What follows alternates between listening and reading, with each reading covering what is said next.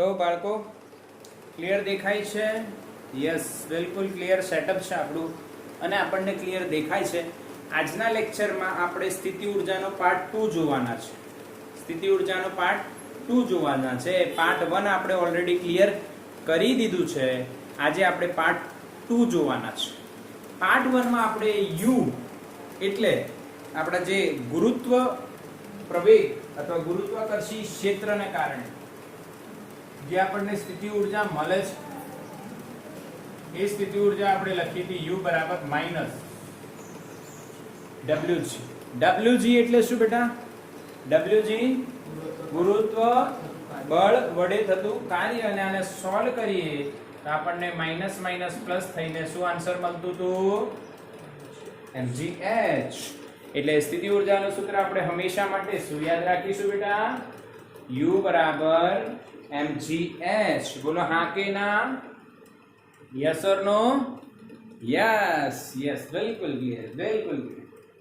હવે એના પછી આપણે એક બળ અને સ્થિતિ ઉર્જાનું રિલેશન પણ મેળવ્યું હતું, du/dx.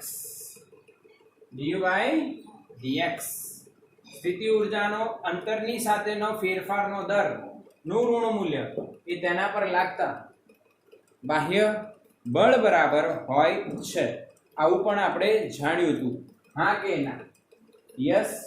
અને આમાં પછી મેં તમને સદિશ કરીને માઈનસ ગ્રેડ યુ એવું પણ મેં તમને લખાયું હતું. ગ્રેડ યુ નો અર્થ શું છે એ ખબર છે ને? ક્લિયર છે બધાને?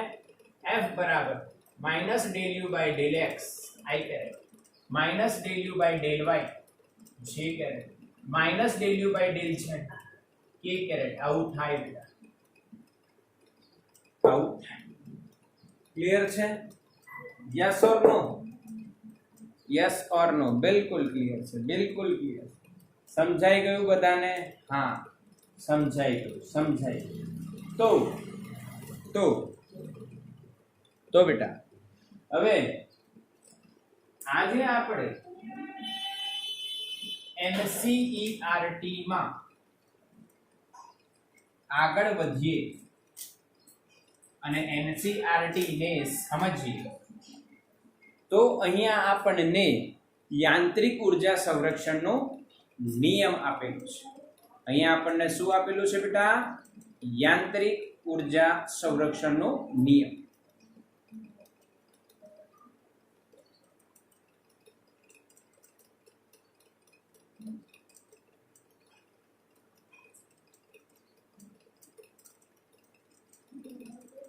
હવે યાંત્રિક ઉર્જા સંરક્ષણનો નિયમ સમજવો કઈ રીતના એ સમજીએ. અને આ નિયમ કહે છે શું? તો તમે ધ્યાનથી સમજજો બેટા. યાંત્રિક ઉર્જા સંરક્ષણનો નિયમ કહે છે શું? હવે એક પદાર્થ છે બેટા, એક પદાર્થ છે, તેનું m દળ છે અને એનો વેગ v છે માની. તેની ગતિ ઉર્જા કેટલી થશે? Half mv square. અને એ x દિશામાં ગતિ કરી રહ્યું છે. ક્લિયર? હવે જો એના સ્થાનમાં બેટા ડેલ્ટા x જેટલો ફેરફાર થાય અને એના પર ચલ બળ લાગી રહ્યું છે, તો એની ગતિ ઉર્જામાં થતો ફેરફાર કેટલું થશે? એના પર લાગતા બાહ્ય બળ જેટલું. તો આપણે લખીશું f of x delta x. હા કે ના? બોલો હા કે ના? Yes or no? Yes or no? Yes, બિલકુલ બિલકુલ.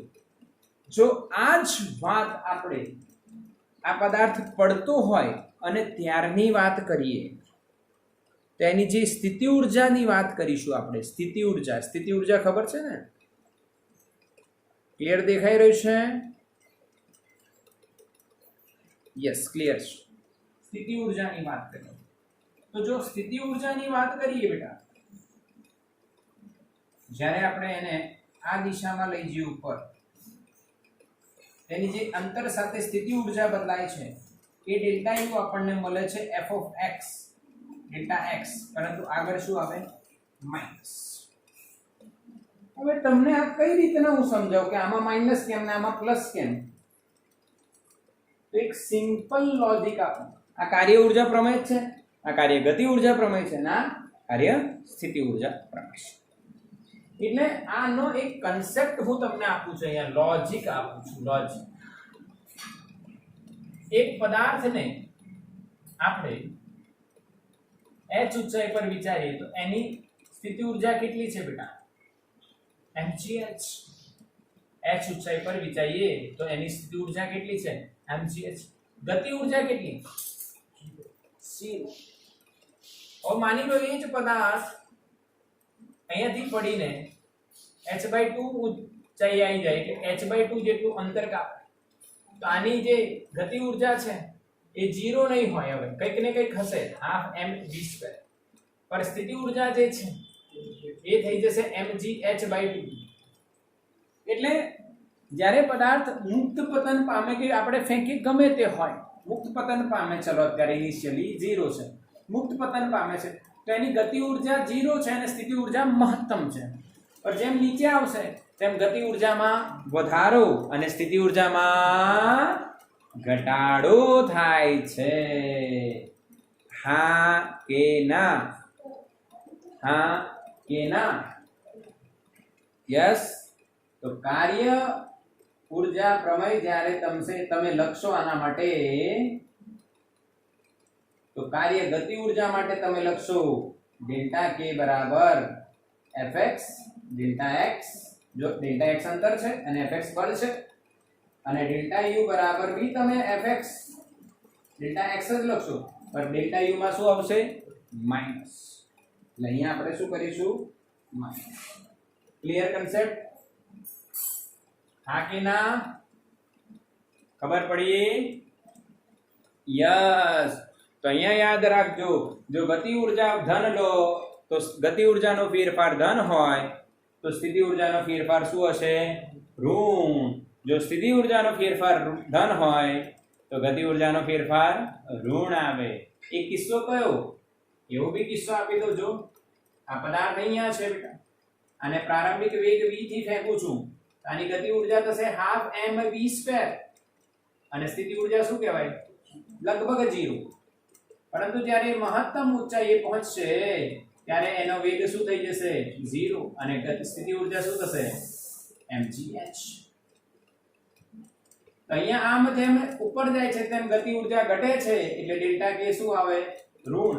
અને સ્થિતિ ઊર્જા વધે છે એટલે ડેલ્ટા u શું આવશે? ધન. પાકો? એટલે તમે એક મગજમાં ગાંઠ બાંધો કે જ્યારે પૃથ્વીની આસપાસની સપાટી, પૃથ્વીની આસપાસના વિસ્તારમાં કોઈ પદાર્થ ઉપર જાય કે નીચે આવે છે ત્યારે સ્થિતિ ઊર્જા વધે તો ગતિ ઊર્જા ઘટે, અને ગતિ ઊર્જા વધે તો સ્થિતિ ઊર્જા ઘટે. ક્લિયર કરજો. ક્લિયર કર્યું આ વાત? હા કે ના? આખો ટોપિક ક્લિયર? ગાંઠ બાંધી લો મનમાં. આવે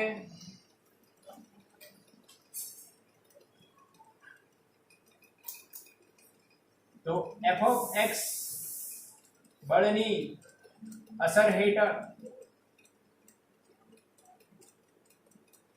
ડેલ્ટા x જેટલું સ્થાનાંતર થાય. કાર્ય ઊર્જા પ્રમેય અનુસાર તમે delta k f(x) delta x લખી શકો, અને ડેલ્ટા u પણ f(x) ડેલ્ટા x લખી શકો, પણ અહીંયા આવશે માઈનસ, અથવા તમે અહીંયા કરી શકો છો માઈનસ. ઓકે? હવે ધ્યાન આપજો બેટા, ધ્યાન આપજો. સમીકરણ 1 અને 2 નો સરવાળો કરતા ડાબી બાજુ શું લખાશે? Delta k plus delta u. જમણી બાજુ શું થશે? 0. જમણી બાજુ 0 થશે. જમણી બાજુ 0 થશે. ક્લિયર? હવે આને ડેલ્ટા ને આપણે કોમન લઈએ તો k + u લખાય. હવે અહીં સમજો k + u ને યાંત્રિક ઊર્જા કહેવાય, E કહે છે. તો યાંત્રિક ઊર્જા એટલે શું? અહીંયા નવી વાત જાણશો બેટા. ગતિ ઊર્જા અને સ્થિતિ ઊર્જાના સરવાળાને યાંત્રિક ઊર્જા કહે છે. લખી નાખો, નોટ કરી લો. ગતિ ઊર્જા અને સ્થિતિ ઊર્જાના સરવાળાને આપણે શું કહીએ છીએ બેટા? યાંત્રિક ઊર્જા. તો યાંત્રિક ઊર્જા લખીશું તો ડેલ્ટા E બરાબર શું થઈ જાય? 0. ડેલ્ટા E એટલે E final minus E initial બરાબર 0. એટલે E ફાઇનલ બરાબર E ઇનિશિયલ. આને કહેવાય યાંત્રિક ઊર્જા સંરક્ષણનો નિયમ બેટા. આને શું કહેવાય? યાંત્રિક ઊર્જા સંરક્ષણનો નિયમ. ક્લિયર? ક્લિયર કે નહીં?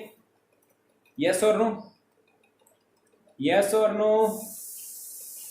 બિલકુલ.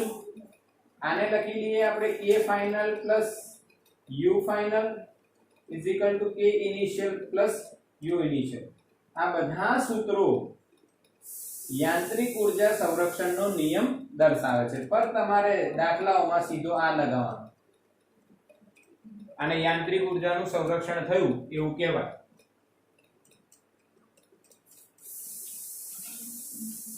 ક્લિયર છે? બોલો, કોઈ ડાઉટ આમાં? આવડ્યું કે નહીં? યસ, યસ, આવડી ગયું. નો ડાઉટ, બિલકુલ સિમ્પલ. બસ આટલું જ યાદ રાખવાનું. EF બરાબર EI. પરંતુ યાંત્રિક ઊર્જાનું સંરક્ષણ ક્યારે થાય?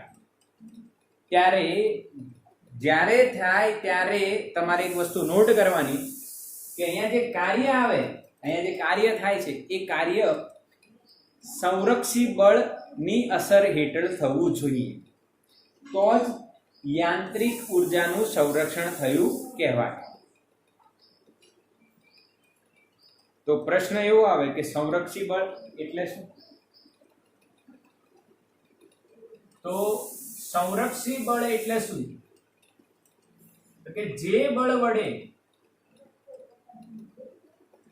થતું કાર્ય માર્ગ પર આધાર ન રાખે, માત્ર પ્રારંભિક અને અંતિમ સ્થાન પર આધાર રાખે.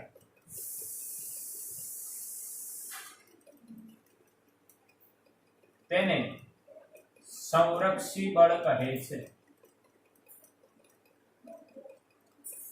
અને આવા ક્ષેત્રને સંરક્ષી ક્ષેત્ર કહે છે. જે ક્ષેત્રને કારણે આવું સંરક્ષી બળ લાગે એને સંરક્ષી ક્ષેત્ર કહે છે. એક્ઝામ્પલ આપું સંરક્ષી બળ. ગુરુત્વાકર્ષી બળ. બીજું એક્ઝામ્પલ વિદ્યુત બળ. જે વિદ્યુત બળ લાગશે એ સંરક્ષી છે. જે તમે જાણો છો ગુરુત્વાકર્ષી બળ છે એ સંરક્ષી બળ છે. હવે આ સંરક્ષી બળ છે એવું સાબિત કઈ રીતના થાય એ તમને સિમ્પલ એક્ઝામ્પલ થી સમજાવી દઉં. આ તમને ખબર નહીં પડે કેમ કે હજુ ભણ્યા નથી એટલે, પણ આ તો તમને ખબર પડી જશે. અત્યારે જો ધ્યાન આપજો. આ m દળના પદાર્થને મેં 0 ઊંચાઈથી h ઊંચાઈએ લઈ જઉં છું. અંતર કેટલું કાપ્યું છે? h. બરાબર. તો અહીંયા સ્થિતિ ઊર્જા કેટલી? mgh.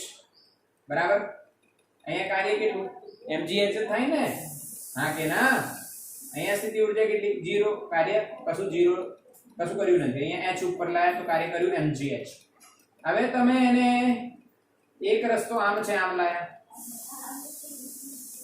બીજો રસ્તો આમ છે આમ લાયા, તો પણ કાર્ય કેટલું થાય? mgh જ થાય ને? કાર્ય એટલે બળ ગુણ્યા સ્થાનાંતર. સ્થાનાંતર તો તમે આમ લાવો કે આમ લાવો, સ્થાનાંતર એટલે ત્રીજો માર્ગ લઈ લો. તમે આમ લાવો તો માર્ગ પર આધાર રાખતું નથી. ગુરુત્વાકર્ષી બળ વડે થતું કાર્ય એટલે mg h માઇનસ થશે જો કે અહીંયા લખું છું ગુરુત્વાકર્ષી બળ વડે થતું કાર્ય કેટલું થાય w બરાબર fd cos theta f કેટલું mg ક્યાં લાગે નીચે d કેટલું h cos 180 કેટલું -1 તો જવાબ શું હશે -mgh. તો તમે 1 માટે શોધો તો પણ આ જ આવે, 2 માટે શોધો તો પણ આ જ આવે, 3 માટે શોધો તો પણ આ જ આવે, 4 માટે કોઈ બી રસ્તો આમ લઈને બી તમે લાવો તો શેના પર આધાર રાખશે? ખાલી અંતિમ અને પ્રારંભિક સ્થાન પર. જેમ કે આ બોટલને હું અહીંથી અહીં લાવ્યો, એની જગ્યાએ આમ કરીને અહીં લાવ્યો, તો કાર્ય શોધવાનું તો સૂત્ર શું છે? બળ ગુણ્યા સ્થાનાંતર. સ્થાનાંતર તો સીધી લીટી, એટલે માર્ગ પર આધાર રાખતું નથી. બોલો હા કે ના બેટા? યસ ઓર નો?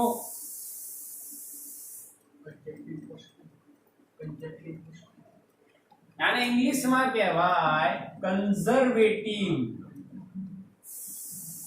ઇંગ્લિશમાં કહેવાય કન્ઝર્વેટિવ ફોર્સ, સંરક્ષી બળ.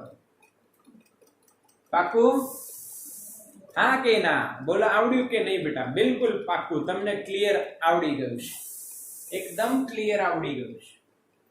યાંત્રિક ઉર્જા સંરક્ષણનો અર્થ શું? સંરક્ષી બળની હેઠળ થતા કાર્ય માટે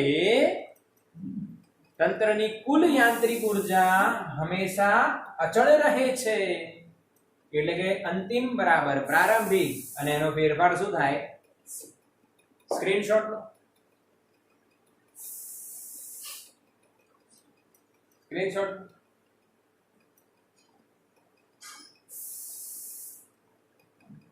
યસ, ડન. ઓકે, હવે બીજો એક મસ્ત એક્ઝામ્પલ તો આપું, પણ સાથે સાથે આની પણ વાત તમને સમજાવું કે ભાઈ તમને એવું કીધું મેં સંરક્ષી બળ છે,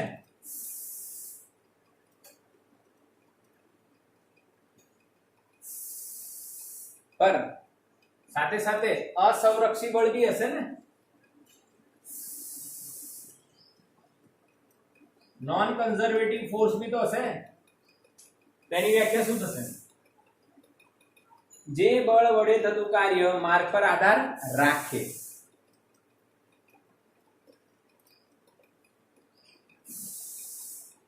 ખતમ.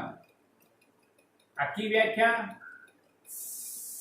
એક લાઈનમાં સમજાય.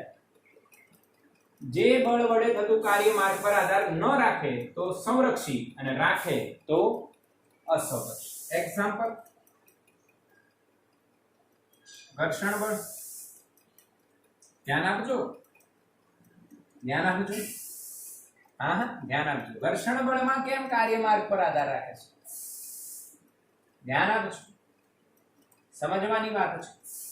તો એક બીજો એક લોજિક આપી દો, એનાથી સિમ્પલી તમે સમજી જશો, નહીં તો ડિટેલમાં જશો એવું થશે. અહીંયા ધ્યાન આપજો, ધ્યાન આપજો. અહીંયા આના માટે આપણે એવું લખી શકીએ, બંધ માર્ગ પર થતું કુલ કાર્ય W બરાબર, હવે ધ્યાન આપજો, W બરાબર W1 + W2 એ શૂન્ય થાય. એ શું થાય? શૂન્ય થાય. કઈ રીતના? જો તમે m દળના પદાર્થને mg ક્યાં લાગે બેટા? નીચે. એ અહીંયા આવ્યું, અને અહીંથી h ઊંચાઈ, અને પાછું નીચે આવે h ઊંચાઈ, h જેટલી ઊંચાઈથી પાછું નીચે આવે. તો આમાં બી mg નીચે આવે. તો અહીંયા કાર્ય શું થાય? W1. બોલો, વજન બળ વડે થતું કાર્ય. નહીં નહીં નહીં નહીં નહીં, -mgh. અરે હા કે ના? અને અહીંયા W2 કેટલું થાય? mgh. તો કુલ W બરાબર શું થાય? W1 + W2 બરાબર 0. તો સંરક્ષી બળ વડે આ વસ્તુ સમજ્યા તમે? ક્લિયર? હા કે ના? સંરક્ષી બળ બીજી રીતના બી તમે કહી શકો, બંધ માર્ગ પર કાર્ય શૂન્ય થાય. સ્ક્રીનશોટ લો. આનું હું સમજાવું છું, આનું સ્ક્રીનશોટ લો. ચલો લઈ લો, વાંધો નહીં. આ ઉતારવાનું છે તમારે, બરાબર નોટ કરી લેવાનું છે. નોટ કરજો આને. Yes or no? JEE NEET માટે સંરક્ષી બળ તમને સમજાવ્યું. Yes, done.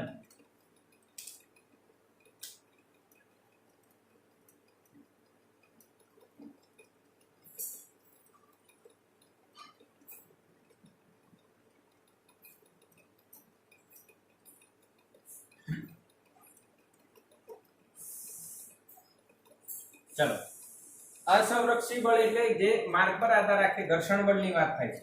ધ્યાન આપજો. તમે A થી B ગયા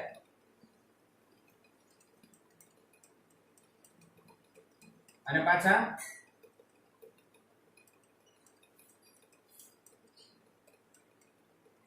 B થી આયા. માની લો આ ડિસ્ટન્સ છે D. આ ડિસ્ટન્સ કેટલો થશે? D. અહીંયા F બળ લગાવ્યો, અહીંયા બી તમે F જ બળ લગાવ્યો. અને કેસ 1 અને કેસ 2. તો ધ્યાન આને હટાઈ જાય અને પછી લે.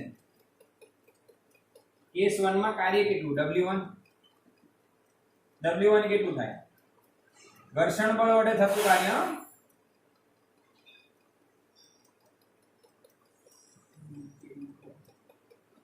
ગતિ આમ થાય છે તો ઘર્ષણ બળ અહીંયા લાગશે.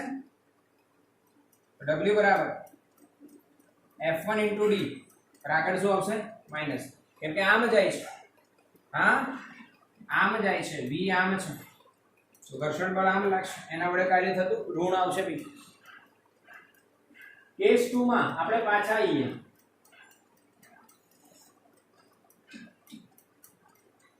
F બળ લાગે, આ બાજુ ગતિ છે, B વેગ આ છે, આ A છે, આ B છે, અંતર એટલું ને એટલું D જ કાપીએ છે. પર આ સમયે ઘર્ષણ આમ લાગશે. ઘર્ષણ બળ વડે થતું કાર્ય W2 કિસ્સા 2 માં પાછી આવતી વખતે શું થશે? -F * D. કેમ કે આ બાજુ સ્થાનાંતર આમ થઈ રહ્યું છે, ઘર્ષણ આમ લાગે છે. તો બંધ માર્ગ પર એટલે A થી ગયા B અને B થી આયા A, એને બંધ માર્ગ કહેવાય. પર ઘર્ષણ બળ વડે થતું કાર્ય, કુલ કાર્ય W બરાબર W1 + W2 -FD અને I - FD. તો જવાબ શું આવે? -2FD. શું હા કે ના બેટા? શું હા કે ના? સમજણ પડી બેટા? યસ. એટલે હવે તમે શોર્ટમાં યાદ રાખજો કે જો ધ્યાન આપજો, કાર્ય અને બંધ માર્ગ પર કાર્ય.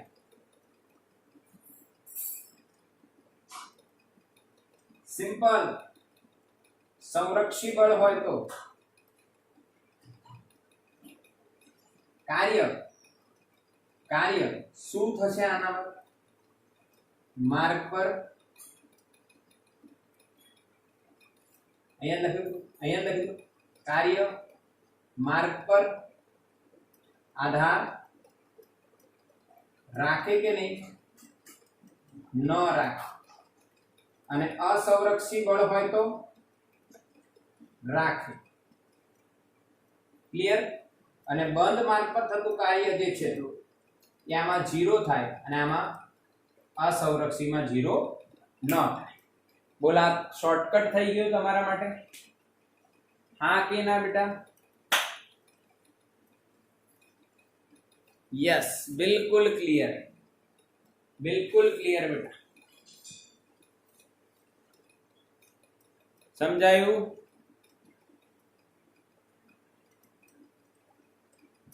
યસ. સ્ક્રીનશોટ લો આનો.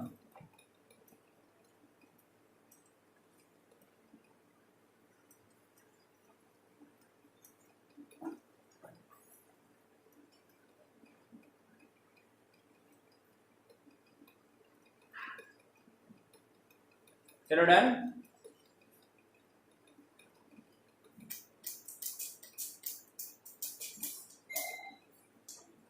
એટલે તમે હવે આટલું બધું શીખ્યા પછી શું કન્ક્લુઝન કરશો?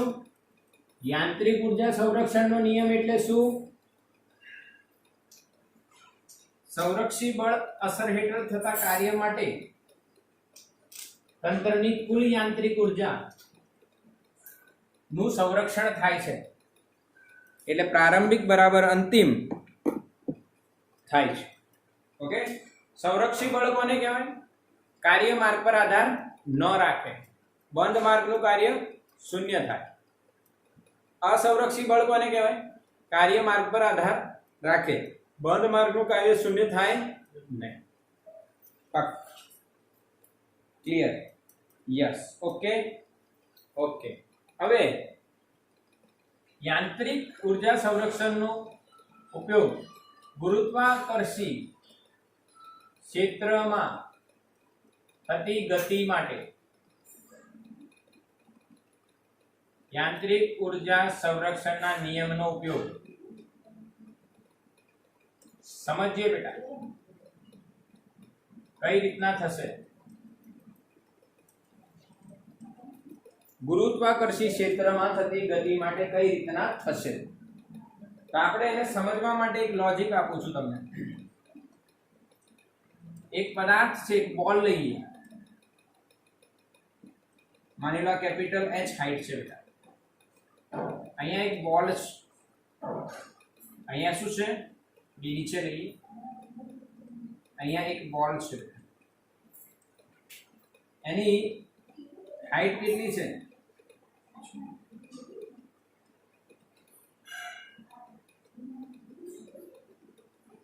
h.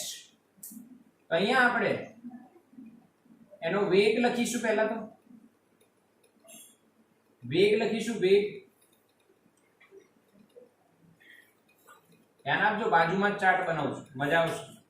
અહીંયા આપણે વેગ લખીશું, અહીંયા આપણે એની ગતિ ઉર્જા લખીશું, અહીંયા આપણે એની સ્થિતિ ઉર્જા લખીશું. સમજો, અહીંયા એનો વેગ છે vi બરાબર 0. 3 પાર્ટ પાડીશું, એક મધ્યમાં લઈશું. vi 0 છે તો ગતિ ઉર્જા કેટલી થાય બેટા? 0. અને હાઈટ કેટલી છે બેટા? h. આનું દળ કેટલું છે? m. તો આ કેટલું થશે? mgh. આને મેક્સ કહેવાય, મહત્તમ. સમજ્યા પડી બેટા? હા કે ના? યસ. જેમ અહીંથી મુક્ત પતન પામશે અને નીચે આવશે, માની લો અહીંયા આવી બોલ અહીંયા આવી, તો એનો કંઈક વેગ v છે, કંઈક વેગ v છે, કંઈક વેગ v છે. હા, અહીંયા વેગ v છે, v. ઓકે, તો એની ગતિ ઉર્જા કેટલી થશે બેટા? Half mv². હવે આની કંઈક હાઈટ હશે અહીંથી, માની લો કેટલી? Small h.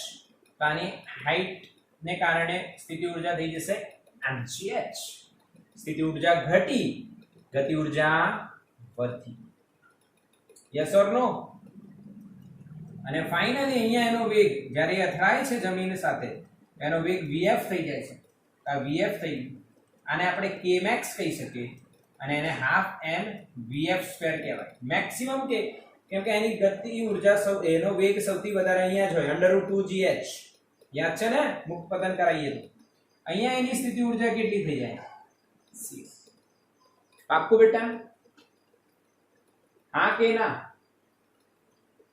આ પહેલી સ્થિતિ, આ બીજી સ્થિતિ અને આ ત્રીજી સ્થિતિ. ઓકે,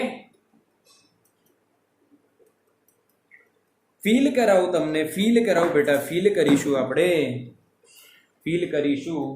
આપણી જોડે એક ચોપડો હોવો જોઈએ. જો ફીલ કરાવું, આ પદાર્થની અહીંયા બેટા તમને દેખાય છે સ્થિતિ ઉર્જા mgh છે. જેવું હું આને છોડીશ તો આનો વેગ વધશે અને અંતર ઘટશે એટલે સ્થિતિ ઉર્જા ઘટશે. નીચે આવતા ગતિ ઉર્જા વધે, સ્થિતિ ઉર્જા ઘટે. ગતિ ઉર્જા વધે, સ્થિતિ ઉર્જા ઘટે. જેટલી સ્થિતિ ઉર્જા ઘટશે એટલી જ ગતિ ઉર્જા વધશે. કેમ કે અહીંયા જે ગતિ થાય છે ગુરુત્વાકર્ષી ક્ષેત્રમાં થાય છે અને ગુરુત્વાકર્ષણ બળની અસર હેઠળ થાય છે. જે સંરક્ષી બળ છે એટલે અહીંયા યાંત્રિક ઉર્જાનું સંરક્ષણ થશે. અરે હા કે ના બેટા? હા કે? તો બેટા સ્થિતિ 2 માટે યાંત્રિક ઉર્જા સંરક્ષણના નિયમ અનુસાર આપણે શું લખી શકીએ? ડેલ્ટા E બરાબર C. સ્થિતિ 2 માટેની વાત થાય છે. સ્થિતિ 1 અને 2 બી તમે લખી શકો છો, પરંતુ સ્થિતિ 2 માટે આપણે સમજીએ તો ધ્યાન આપજો. અહીંયા હું લખી શકું delta K plus delta U બરાબર 0. યસ ઓર નો? યા તમે એવું કહી શકો બેટા, સીધો હિસાબ EF બરાબર EI, K final plus U final બરાબર K initial plus U initial. 2 માટે અહીંથી 1 થી 2 આયા તો ફાઇનલ થયું. આ અહીંયા શું લખાશે? હાફ mv સ્ક્વેર પ્લસ સ્થિતિ ઊર્જા કેટલી છે? mgh ઇઝ ઇક્વલ્સ ટુ અહીંયા કેપિટલ H આવશે બેટા, અહીંયા કેપિટલ H આવશે. Yes, mg capital H. અને અહીંયા શું થશે? ઇનિશિયલ 0 અને અહીંયા આપણે શું લખીશું? mg small h. તો આનો મતલબ શું છે? આનો અહીંયા સોરી હા ફાઇનલમાં સ્મોલ h આવશે, ઊંધું લખાઈ ગયું. અહીંયા કેપિટલ H આવશે ફાઇનલમાં. અહીંયા 2 માટેની વાત છે. પ્રારંભમાં ગતિ ઉર્જા 0, સ્થિતિ ઉર્જા mgh. તો આ શું કહે છે કે જે બધી ગતિ સ્થિતિ ઉર્જા હતી અહીંયા, ઓકે, એ 2 સ્થાને આવતા થોડી ગતિ ઉર્જામાં રૂપાંતર થઈ અને થોડી સ્થિતિ ઉર્જા બચી. હા કે ના? બોલો, સમજણ પડી? આપણે એક પદાર્થને અહીંયાથી છોડીએ તો એની જોડે સ્થિતિ ઉર્જા હતી, એ નીચે આવે તો સ્થિતિ ઉર્જા ઘટે અને જેટલી સ્થિતિ ઉર્જા ઘટી એટલી જ ગતિ ઉર્જામાં રૂપાંતર થઈ ગઈ. તો mgh માંથી જેટલી સ્થિતિ ઉર્જા ઘટી હશે એ ગતિ ઉર્જામાં રૂપાંતર થઈ અને બાકી રહી આ. ઠીક છે? હવે સ્થિતિ 3 માટે વાત કરીએ. EF બરાબર EI લખાય તો KF પ્લસ UF બરાબર AI પ્લસ UI. એટલે 1 ની વાત છે, 1 થી 3 માટે, અને આ 1 થી 2 માટે. તો 1 થી 3 માટે તો સિમ્પલ વાત છે. ફાઇનલ શું થઈ ગયું? Half m vf square. જો, અને અહીંયા શું થશે? mgh. કેમ કે બીજું તો 0 જ છે એટલે આવું લખાય ને, mgh. આ બેનો સરવાળો half m vf square initial mgh. તો બધી જ સ્થિતિ ઉર્જા એ ગતિ ઉર્જામાં કન્વર્ટ થઈ જાય છે. બોલો હા કે ના બેટા? સમજણ પડી કે નહીં? મને હા કે ના રિપ્લાય કરો. ઉપરથી પડે છે તો ગતિ ઉર્જા વધે છે, સ્થિતિ ઉર્જા ઘટે છે. જ્યારે સપાટી પર આવી જશે એટલે બધી જ સ્થિતિ ઉર્જાનું રૂપાંતર ગતિ ઉર્જામાં થઈ જશે. સ્ક્રીનશોટ લો બેટા. હવે બેટા આપણે એક બીજી વસ્તુ સમજીએ. સ્થિતિ ઉર્જા નું વક્ર અને પદાર્થ જે છે પદાર્થનું સંતુલન.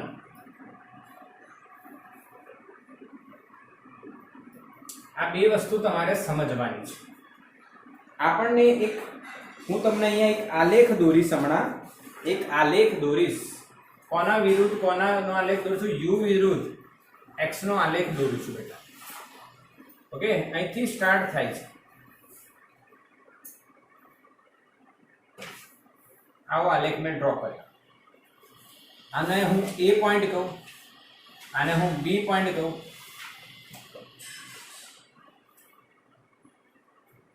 અહીંયા હું C પોઈન્ટ કહું છું. A B C 3 વસ્તુ. આ સ્થિતિ ઉર્જાનો વક્ર કહેવાય. ક્લિયર છે કે નહીં? આમ મેં ડ્રો કરી દીધું. સિમ્પલ. હવે તમે એક લોજિક વિચારો કે અહીંયા સ્થિતિ ઉર્જા મહત્તમ છે અહીંયા ન્યૂનતમ છે અને અહીંયા ક્યાંક વચ્ચે મળે છે. ક્લિયર? હા કે ના? Yes or no? Yes or નો બેટા ખબર પડે? હા, બિલકુલ બિલકુલ તમને ખબર પડે છે. હવે તમે શું જોવો છો કે જ્યારે એ પાસે છે ત્યારે તમે અહીંયા બળ શોધો. એ પાસેની આપણે વાત કરીએ. એ પાસે પહેલો પોઈન્ટ આપણે લઈએ એ પાસે. પછી હું તમને એક્ઝામ્પલ બતાવીશ. એ પાસે બળ તમારે શોધવું હોય તો શું લખાય? માઇનસ du/dx લખાય. અને ગ્રાફિકલી તમે જુઓ તો આ ઢાળ થયું. તો એ પાસે તમારે ઢાળ શોધવા માટે બેટા શું દોરવું પડે? સ્પર્શક. અને આનો ઢાળ કેટલો થાય? 0. Yes or no? ક્લિયર? અચ્છા, સ્થિતિ ઉર્જા વધે છે કે ઘટે છે એના માટે તમારે એનું બીજી વખત વિકલન કરવાનું. બીજી વખત વિકલન કરો તમને અહીંયા દેખાય છે વધે છે એટલે ચેન્જ જે છે બીજી વખત વિકલન તમને દેખાય છે વધે છે.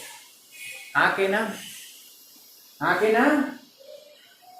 Yes or no? d2u/dx2 એટલે એનું બીજી વખત વિકલન કરો એટલે થોડા સમય પછી તમે જુઓ તો સ્થિતિ ઉર્જા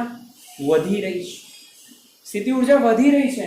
અને ત્યાં એનો ઢાળ 0 છે. એનો મતલબ એ મિનિમમ નાનામાં નાની મૂલ્યનો પોઈન્ટ કહેવાય. એટલે આ જગ્યાએ u શું કહેવાય? મિનિમમ.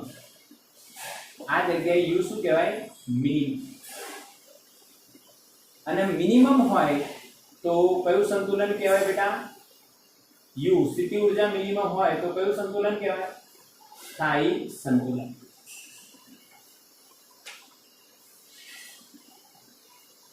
અને આવા બિંદુને સ્થાયી સંતુલનનો બિંદુ કહેવાય. પાક્કું સમજ્યા? હા કે ના? સૌથી પહેલી વાત શું? f 0 થવું જોઈએ. એનો ઢાળ 0 થાય અને એનો u નો બીજી વખત વિકલન ધન આવે એનો અર્થ શું છે કે u માં જે ફેરફારનો દર છે એ વધી રહ્યો છે. du/dx જે છે એ વધી રહ્યું છે. ધન આવે છે એટલે વધી રહ્યું છે. તો ક્યાંથી વધે? મિનિમમ થી વધે છે. એટલે u મિનિમમ થાય એ પાસે. ક્લિયર? અને જ્યાં સ્થિતિ ઉર્જા મિનિમમ છે એને સ્થાયી સંતુલન કહેવાય. એક્ઝામ્પલ આપીશ. એક એક્ઝામ્પલ આપો. અહીંયા જો આના જેવું છે બેટા. આવું છે. આ એક ટેકરી છે. અહીંયા એક બોલ પડી છે. આ બોલ છે બેટા. શું આ બોલને પડવાની બીક ખરી? નીચે ગબડવાની બીક ખરી? ના. એ સ્થાયી શાંતિની સ્થિતિમાં છે. હા કે ના? એ શાંતિની સ્થિતિમાં છે એટલે એને સ્થાયી સંતુલન કહેવાય. u minimum. હવે બીજી વાત, બીજો કેસ બી પાસે બેટા તમે અગેન f શોધો તો તમારે અહીંયા સ્પર્શક દોરવો પડશે. હવે આ સુરેખા મળ્યું અને x ને સમાંતર છે તો આનો ઢાળ કેટલો થાય? -du/dx. બોલો જવાબ શું આવે? 0 આવે. u નું તમે બીજી વખત વિકલન કરો એ તમને નેગેટિવ મળશે. કેમ? કે u નો ફેરફાર જો u ઘટી રહ્યું છે. તમને યાદ છે x વિરુદ્ધ t નો આલેખ પ્રવેગની દિશા બતાવે? ધન ઋણ. હા કે ના? તો d2u/dx અહીંયા શું આવશે? ઋણ. ઘટે છે. હવે એનો મતલબ સ્થિતિ ઉર્જા ઘટી રહી છે તો ક્યાંથી ઘટશે? મહત્તમથી. એટલે u અહીંયા કેવું હશે? મેક્સિમમ થાય.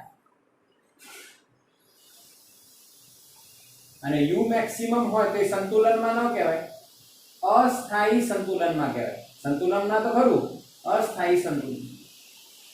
હવે સંતુલન કેમ છે? કેમ કે બળ 0 છે. બળ 0 છે આ બંને બિંદુ એટલે સંતુલન કહેવાય, પણ આ અસ્થાયીમાં કહેવાય. જો માની લો એ જ બોલને આપણે આ ટેકરી પર મૂકી દઈએ, આ બોલને, તો સંતુલન કહેવાય કે અસ્થાયી સંતુલન કહેવાય? અસ્થાયી. નક્કી કઈ રીતના થાય? જો બંનેનું એક્ઝામ્પલ આપો. આ બોલને તમે થોડુંક આમ લઈને આવો. જો એક એક્ઝામ્પલ આપી જ દઉં તમને. જો અહીંયા ધ્યાન આપજો. જો બેટા આ બોલ માની લો, આ બોલ માની લો, આ કયું સંતુલન કહેવાય? બોલો, સ્થાયી કે અસ્થાયી? કેમ કે બળ તો 0 છે એટલે સંતુલન. અહીંયા કોઈ બળ લાગતું નથી. હા, સ્થાયી કહેવાય. બળ લાગતું નથી, બળ 0, સ્થાયી. હવે બીજી એક લોજિક જો, આને તમે થોડુંક આમ લઈને આવો, થોડુંક ઉપર લઈને આવો અને છોડું, પાછું ત્યાં આવી જશે. આને કયું? સ્થાયી સંતુલન. હવે એનું ઊંધું કરી દઈએ અને અહીંયા જો આ બોલ છે, આ થોડુંક ભાઈ આવું છે એટલે સ્થિર કરવું અઘરું છે. ટ્રાય કરી દો. અઘરું છે, બહુ અઘરું છે. આમ રાખો.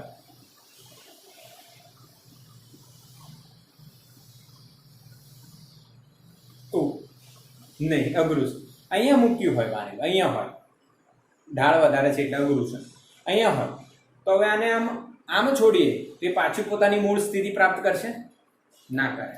એટલે આને કયું? અહીંયા હોય ત્યારે અસ્થાયી, અને અહીંયા હોય ખાડામાં હોય તો સ્થાયી, અને ટેકરા પર હોય તો અસ્થાયી. બોલો હા કે ના? યસ ઓર નો બેટા? હા. ત્રીજો પોઈન્ટ સી લો. સી પોઈન્ટ ત્રીજા માટે સી પાસે. સી પાસે શું થશે? તો સી પાસે જો તમે ધ્યાન આપજો, પહેલા બળ શોધવાનું, સંતુલન છે કે નહીં એ નક્કી કરવાનું. તો બળ શોધવા માટે તમે અહીંયા આ સ્થિતિ ઊર્જાના વક્રમાં સ્પર્શક દોરશો. તો સ્પર્શક સુરેખા મળે છે, x ને સમાંતર મળે છે એટલે બળ 0 એટલે સંતુલન છે. શું છે? સંતુલન છે. હા કે ના બેટા? હા કે ના? ક્લિયર કે નહીં? Yes or no? Yes or no? બિલકુલ ક્લિયર. એક જ મિનિટ, મિનિટિંગ ઓવર થઈ ગઈ. દેખાય છે ક્લિયર? હા કે ના બેટા? કનેક્ટિવિટી ઇશ્યુ છે. કનેક્ટિવિટી ઇશ્યુ છે બેટા, એટલે આવું થયું. દેખાશે. હવે ક્લિયર દેખાય છે? જો હા, ક્લિયર દેખાય છે. ચલો ઠીક છે. Connectivity issue. હવે સી પાસે u વિરુદ્ધ x ના આલેખને તમે સ્પર્શક દોરો તો du/dx તમને 0 મળશે એટલે સંતુલન તો છે. હવે પછી તમે એનું બીજી વખત વિકલન કરો સ્થિતિ ઊર્જાનું, તો તમને એ ધન છે કે ઋણ છે એ ખબર પડશે. પણ અહીંયા જવાબ શું આવશે? 0. કેમ 0 આવશે? કેમ કે અહીંયા સુરેખ જ છે, સ્થિતિ ઊર્જા અચળ છે. u શું છે? અચળ. u અચળ છે. જો u બદલાતું નથી, પહેલા બી એટલી ને પછી બી એટલી. u અચળ છે. તો આને કહેવાય તટસ્થ સંતુલન. કયું કહેવાય? તટસ્થ સંતુલન. બોલો હા કે ના બેટા? બધા સંતુલન ખબર પડી? યસ ઓર નો? આ જેઈ અને નીટ માટેનો ટોપિક થઈ ગયો બેટા. તમારે ધ્યાન આપજો, ધ્યાન આપજો. આ વસ્તુ ક્લિયર છે? આ ઢાળ કહેવાય એવું આપણે ત્રીજા ચેપ્ટરમાં મેં શીખવાડેલું છે, એટલે તમને આવડવું જ જોઈએ. આ બધું એનું એ જ ત્રીજા ચેપ્ટરનો જ લોજિક છે, બધું એનું એ જ છે. Yes or no? યસ, બિલકુલ ક્લિયર, બિલકુલ ક્લિયર. હવે એક એક્ઝામ્પલ જે આપણે હજુ ફરી જોઈ લઈએ. જો ધ્યાન આપજો. જો આ તટસ્થ સંતુલન ક્યારે કહેવાય? સોરી, આ કયું સંતુલન કહેવાય? સ્થાયી.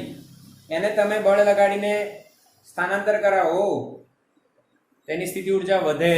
સ્થિતિ ઊર્જા વધે એટલે સ્થિતિ ઊર્જા વધશે. અહીંયા મિનિમમ હોય, મિનિમમ સ્થિતિ ઊર્જા, એટલે આને કહેવાય સ્થાયી સંતુલન. અહીંયા હોય અને એને તમે બળ લગાવીને કે સ્થાનાંતર કરો કે છોડ દો, તે બોલ નીચે જાય એટલે સ્થિતિ ઊર્જા ઘટે. સ્થિતિ ઊર્જા મહત્તમ હશે તો જ તો ઘટતી હશે, તો એને કહેવાય અસ્થાયી. સ્થિતિ ઉર્જા ઘટે, તમે સ્થાનાંતર કરાવીને છોડો તો સ્થિતિ ઉર્જા ઘટશે, અને તમે એને સ્થાનાંતર કરાવીને છોડો અને સ્થિતિ ઉર્જા વધે તો સ્થાયી. સ્થિતિ ઉર્જા ઘટે તો અસ્થાયી. ઘટશે ક્યારે? નીચે આવશે ત્યારે, એટલે અસ્થાયી. અચ્છા, જો સમતલ હોય બેટા, સમતલ હોય આવું, તો સ્થિતિ ઉર્જા બદલાય? એની હાઈટ બદલાઈ રહી છે? ના બદલાય. તો સ્થિતિ ઉર્જા અચળ રહે, તો એવા સંતુલનને તટસ્થ સંતુલન કહે છે. બેટા ક્લિયર? હા કે ના બોલો? Yes or no? બિલકુલ. એટલે તમને મેં સ્થિતિ ઉર્જાના રિગાર્ડિંગ 2 દિવસમાં જેટલી પણ રિક્વાયર્ડ ઇન્ફોર્મેશન છે એ આપી છે. હવે તમે MCQs સોલ્વ કરશો. હું તમને કાલે આના આખા લેક્ચરમાં આપણે અલગ અલગ દાખલાઓ કરીશું. ઓકે, ચલો બાય.